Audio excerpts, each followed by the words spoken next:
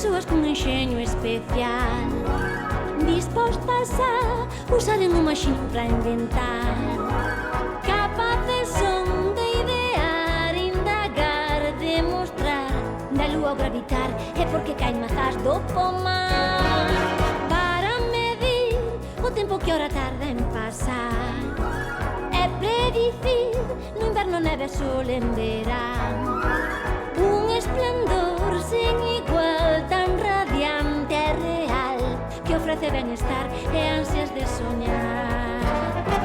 Eles armaron pancas para o mundo elevar e colocaron astros alrededor para xogar. Xiran que xiran as rodas da locomoción e tamén as do tren que avanzan cara adiante. Vai ben, así van para inventar, non paran nunca de discorrer, por saber máis sobre esta terra que hai que soster. Para inventar, para descubrir.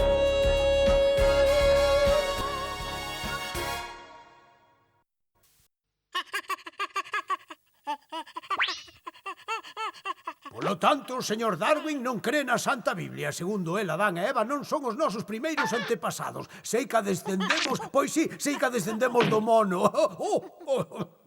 Señora, daquela gustaríame preguntarle ao señor Darwin se descende do mono por parte do avó ou por parte da avoa. Vamos a ver que teñamos que oír esas cousas.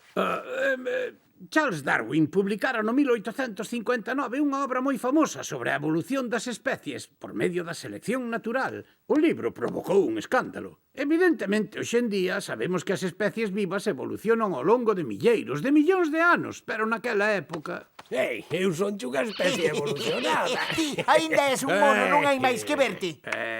Darwin cambiou a nosa concepción do mundo. Sen embargo, ninguén esperaba que fose tan revolucionario. Cando era novo... É como demostraron os nosos ilustres predecesores, o corazón humano bombea sangue. Que lle pasa, mozo? Está enfermo?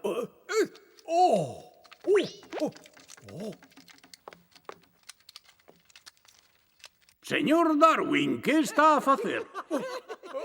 Son insectos, señor.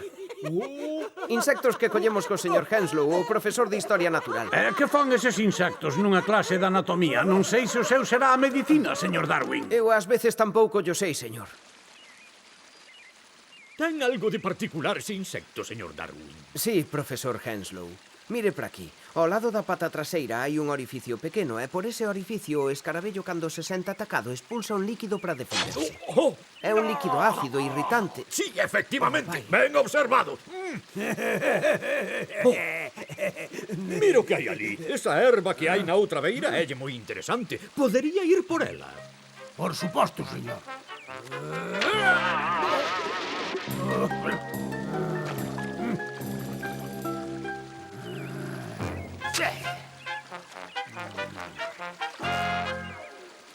Moi ben, moitas grazas. Paréceme que lle había de ser moi útil ir ás clases de xeoloxía para coñecer mellor o terreo polo que se aventura. Son o reverendo Sedgwick, profesor de xeoloxía. A xeoloxía é o estudo da Terra que se creou hai 6.024 anos. Como se sabe con tanta precisión, señor? A ver se paras de facer preguntas estúpidas. Está escrito na Biblia, rapaz, e logo non leu a Xénese. Lín, sí, señor, pero será que non me fixei na data da creación? A data, rapaz, deducímola dos acontecementos que se contan na Biblia. Acaso non nos guiamos polas santas escrituras? Sí, señor, sí, por suposto, señor.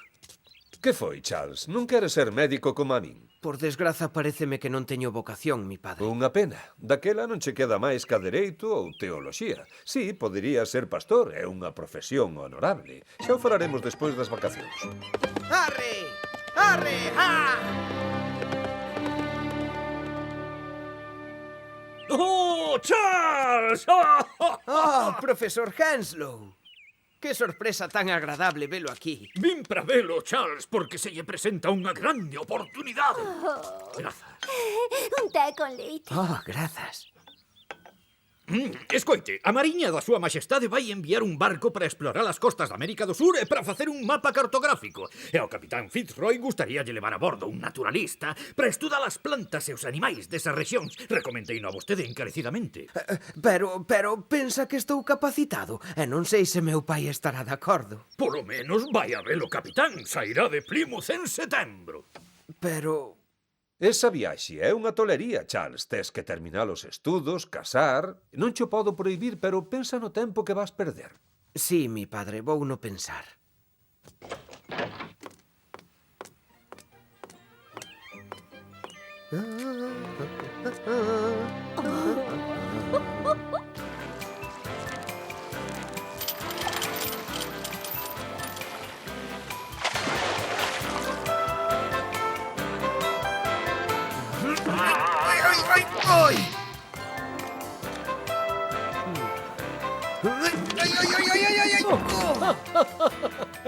Non, así non.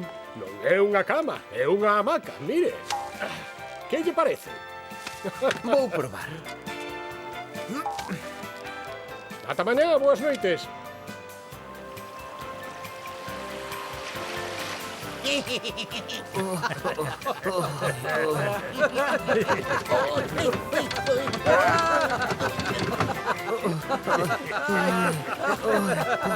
Alá vai outro.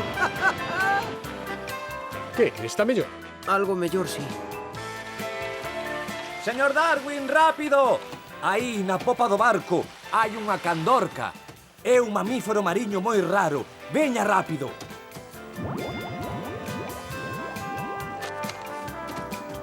É unha candorca, maravilla. Non vira unha candorca na vida. A ver logo, onde está agachada esa candorca? Inocente.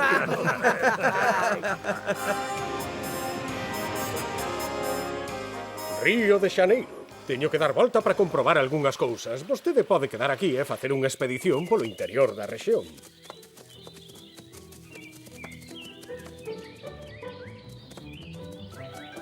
Oh, que espécime tan bonito.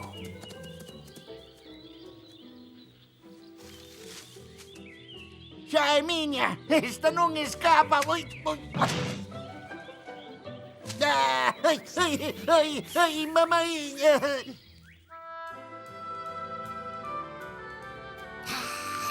Pero é un vampiro.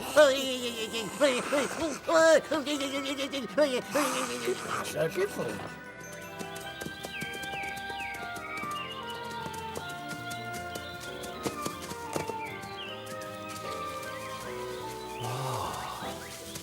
Que animal tan raro. Un animal entre a serpe e o lagarto. Será unha transformación.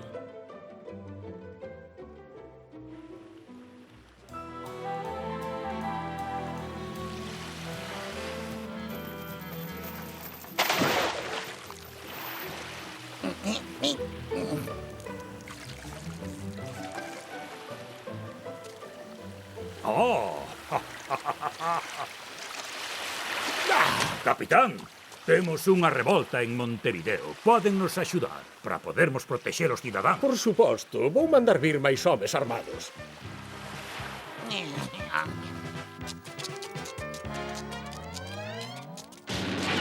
Cuidado, bloquearon as rúas e teñen canóns. Adiante! Vamos!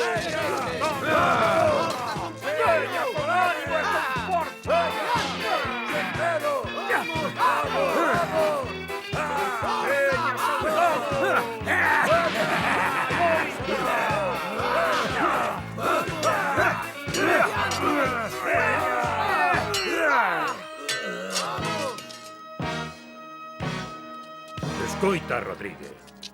Isto non pode seguir así. Imos acabar facendo moito mal. Anda, vamos falar. Veña logo, Dumas, vamos falar. Teño unha botella a resfriar.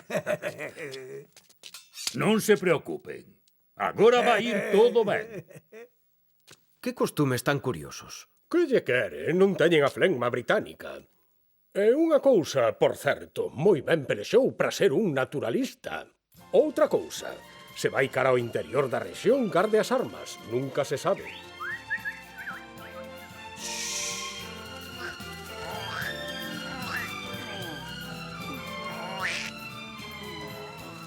Un animal curioso, un preguiceiro adulto e non nos ten medo ningún.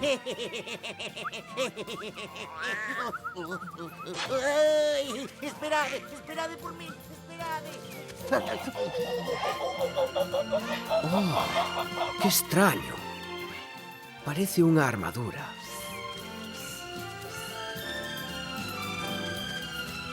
Ai! Oh! Oh! Oh! Igual, pero 3 veces máis grande. Imos levala á osamenta. É curioso, co tempo parece que a especie se transformou e que encolleu. Será posible. As especies non se manteñen sen cambios. Indíxenas na Terra do Fogo. Botade a áncora!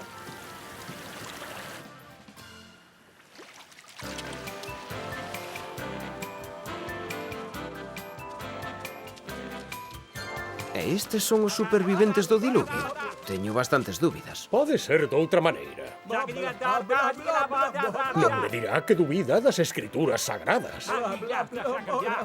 Oh.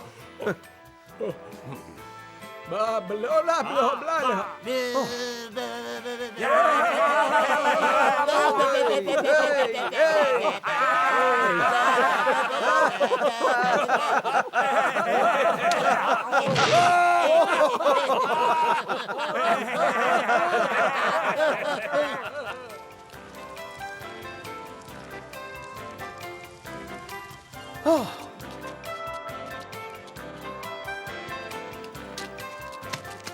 Pareces a avestruz e ao mesmo tempo é diferente. É máis pequena, só ten 3 dedos, o pescozo e a cabeza cobertos de plumas. Teño que saber por qué.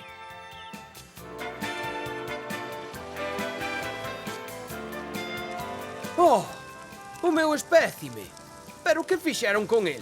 Aquí ten, señor. Pensamos en vostede e gardámoslle a cabeza e mailas patas.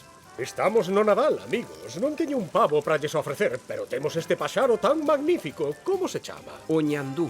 Ah, sí, o ñandú. Chamaremoslle ñandú de Darwin. Vámoslle dar grazas ao Señor. Noso Pai que estás no ceo, santificado sexa o teu nome.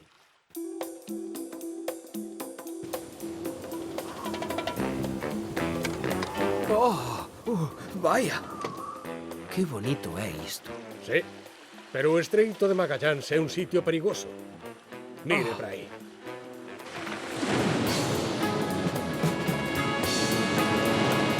Agárrese ben.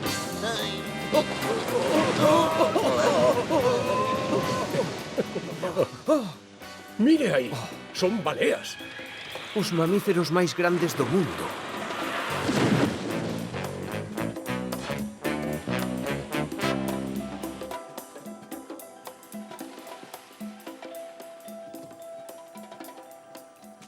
Moi ben, Sims, empezas a darlle xeito. Manteña o rumbo nordés. As súas ordes, capitán, nordés. Cara a onde imos agora? Marchamos de Lima e imos ir cara ás Galápagos, un grupo pequeno de illas, sen moito interese, pero que temos que marcar nos nosos mapas. Unha desas illas ata ten gobernador.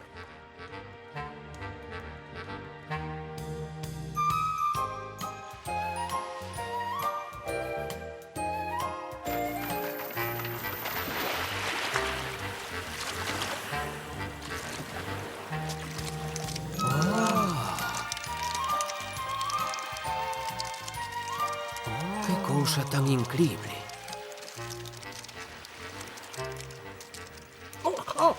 Por favor, pero estas son criaturas do demo, señor Darwin. Eu volvo a bordo para ir ver o gobernador. Seguro que vive nun sitio bastante máis agradable. Véñannos buscar dentro de 2 días. 3 días. Vou estudar estes animais tan raros. Adeus! Adeus.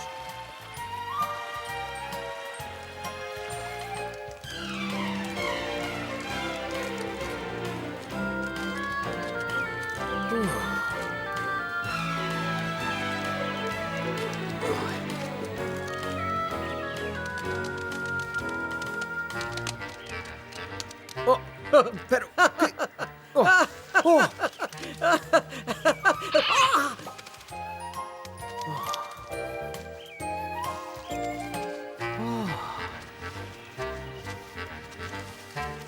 Estamos en plena prehistoria, poida que na orixe da vida.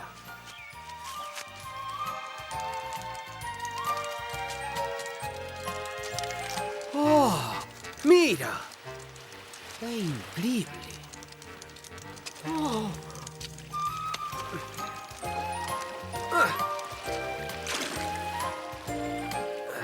Aí vas! Son criaturas terrestres porque veñen buscar refuxio na terra, pero nadan como peixes. Será que veñen do mar?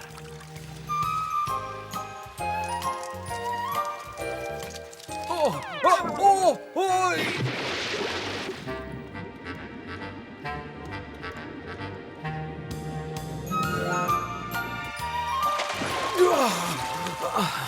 Un león mariño enorme, esa sí que é unha criatura do mar. Esperte, señor Darwin. Unha boa nova. O gobernador convídanos a tomar o té. Señores, é un placer ver compatriotas por aquí. É un té ben sabedor, por certo. Que curioso, eses pimpín son idénticos, pero teñen os peteiros diferentes. Iso é porque son de illas diferentes. É ben curioso, vou ter que ir ver iso. Imos sentar e esperar polos pimpíns.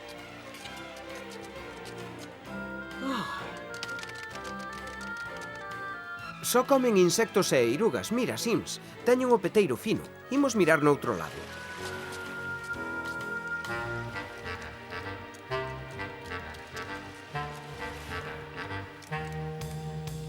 Todos teñen os peteiros diferentes. Un peteiro adaptado á súa clase de alimentación. O creador encargouse de todo iso, é evidente. Señores, chegou a hora de embarcar.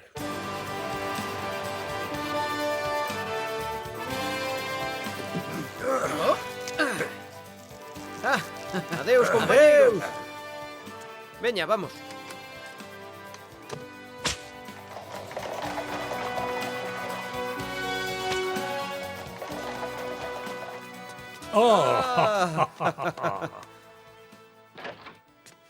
A ver, Charles, marchaches para 2 anos e volves 5 anos máis tarde. Canto tempo perdido para nada. Para empezar, vasme facer o favor de afeitar esa barba, non si? Alégrome moitísimo de vela, señora.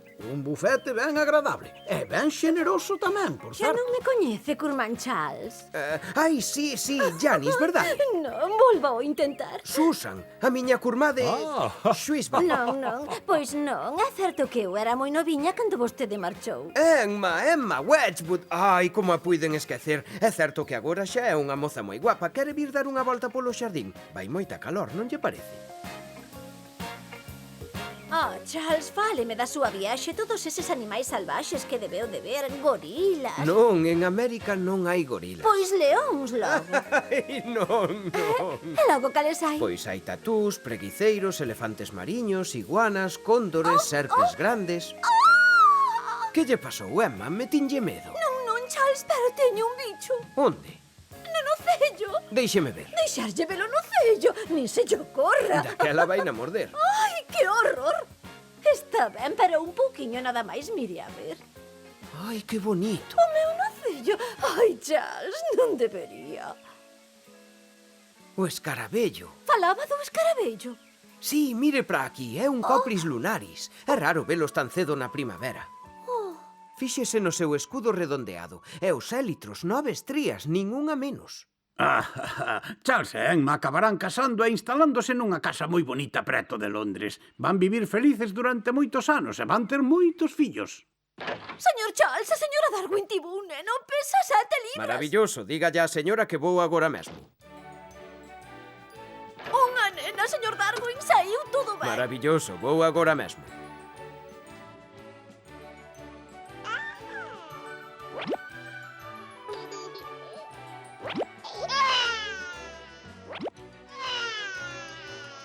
Pois sí, serán 8 en total. Durante 20 anos, Darwin case non sae do despacho para poder elaborar a teoría que o vai facer famoso. A teoría da evolución. Miña querida Emma, son un marido neglixente. Charles, son moi feliz ao teu lado. Sei que estás facendo un traballo importante e eu intento facelo meu o mellor que podo. Penso que cumprín co meu obxectivo e sei que a miña teoría da evolución é certa. Oi, Charles, explícama. A ver, viches algunha xirafa? Pois claro, no zoo. Pois a cousa é esta. As xirafas viven nas rexións áridas de África e cando se acaba a erva comen follas que están no alto das árbores e as que os outros animais non dan chegado. É certo que hai naturalistas como o francés Lamarck que pensan que estiran o pescozo e que as súas crías van ter os pescozos máis longos. Pero a cousa non é así. Entre os animais, como entre as persoas, hai diferenzas e cando a erva escasea, a xirafa que ten o pescozo máis longo será a máis apta para sobrevivir. E iso tamén vale para as súas crías, porque lles vai transmitir esa vantaxe. É o que lle chamo eu selección natural. Oh, e os seres humanos? Polo que parece, a nosa especie non existiu de sempre. A Terra é moito máis vella que os 6.000 anos que dixo o bispo Usher. Puidamos evolucionar a partir dunha especie como esta. Pero é un mono. Non exactamente, é un elo perdido entre o ser humano e o mono. Antes, sí, sen dúbida, era unha especie de mono. Charles fixo un traballo extraordinario. A veracidade da selección natural salta á vista. Hai que publicar isto. Sí, meu querido mestre e amigo, pero quero estar absolutamente seguro do que publico. Aínda recordo as risas coas que se recibiu a miña declaración cando dixen que un oso polar, se nadaba coa boca aberta cos sáculos, podía acabar converténdose nunha balea. Charles, home, ese foi un erro da xuventude. Quen non os comete? Iso xa o esqueceron todos. Eu non. E recorde o que dixo o famoso Coniver das teorías de Lamarck. Humillarono, ridiculizárono. Ese home tan pouco serio, ese sabio francés, ese tal Lamarck que fai especulacións alougadas, absurdas, son abominacións para a mente, aberracións para a razón. Efectivamente, absurdo, todo iso é absurdo. Distinguido mestre, recordo o que dixo dos traballos de Lamarck o seu colega, o reverendo Sedgwick. Esas son as teorías dun materialista frío e irracional que detesto porque exclúen a noción dunha providencia creadora. Comprenda as miñas reservas. Se todos consideran a selección natural e a evolución das especies unha ofensa a Deus, que facemos? En canto Darwin segue dubidando sobre publicar a súa teoría, outro naturalista, Alfred Russel Wallace, estuda as especies vivas de Asia. Segundo as miñas observacións, os animais mellor adaptados ao seu medio teñen máis posibilidades de sobrevivir. E o mesmo sucederá con aqueles descendentes seus que herden as súas características. As especies evolucionan pola selección das mellor adaptadas. Descubriu o mesmo principio da evolución por selección natural. Charles, agora xa non pode dubidar máis, teno que publicar. Pero o libro non está acabado. Señor Darwin, son xeólogo e comprobei o bo fundamento da súa teoría en función do que sabemos sobre a formación da Terra. Pois publico logo, pero únicamente o primeiro dos 3 volumes que teño en mentes. Merquen o xornal, sensacional! O naturalista Darwin di que o home descende do mono, sensacional! Escoitade isto, amigos. Parece ser que descendemos do mono, dio Darwin. ¡Quietos! Blasfemia. O que se cuestiona aquí é a obra do noso señor. Hai que facer algo. Sí, monseñor, podo acabar cos argumentos de Darwin. Pois fágao. Hai unha reunión en Oxford dentro duns días. Xa verá, monseñor. O noso señor, un arquitecto sublime, creou un mundo perfecto para que a humanidade sexa feliz e as teorías de Darwin son blasfemas e ridículas. Todos sabemos que a Terra se creou hai 6.000 anos. O bispo Usher calculou no segundo a Biblia. E a ciencia filla da nosa Santa Igrexa non ten dereito a divagar desa maneira.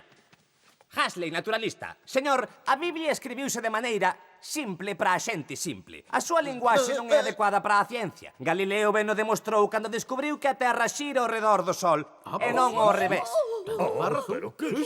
Lyell, xeólogo e membro da Royal Society, podolles asegurar que a Terra ten millóns de Todos anos. sabemos da súa reputación, señor Lyell. Polo tanto, o home descende do mono. Pois daquela gustaríame preguntarlle ao señor Darwin se descende do mono por parte do avó ou por parte da avoa.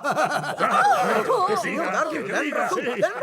Señor Wilberforce, non é vergonza ningunha descender do mono. O que pode ser vergonzoso é ter por antepasado un home que, para conseguir un éxito ben equívoco, se permite ironizar nun campo científico do que non entende nada e con prexuizos religiosos como únicos argumentos.